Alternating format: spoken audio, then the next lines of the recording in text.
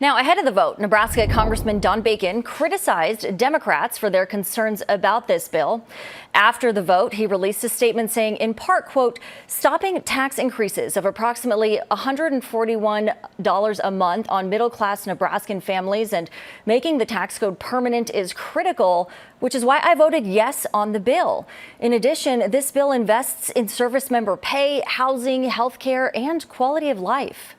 Nebraska Congressman Adrienne Smith calls the bill a game changer for American families. He said in part, quote, it not only prevents severe tax hikes and expands tax relief for family farms, small businesses, and middle-class Americans, it strengthens essential Farm Bill programs. It also ensures public assistance programs remain sustainable for the neediest Americans.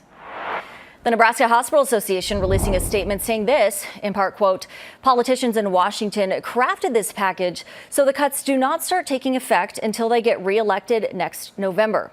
They continue, quote, Nebraskans need to be aware that the day is coming when more than 70,000 citizens will lose Medicaid coverage, rural hospitals will be forced to eliminate service and some will close, and individuals and small businesses with commercial insurance will be forced to pay higher premiums to close the funding gap in our healthcare system. The Nebraska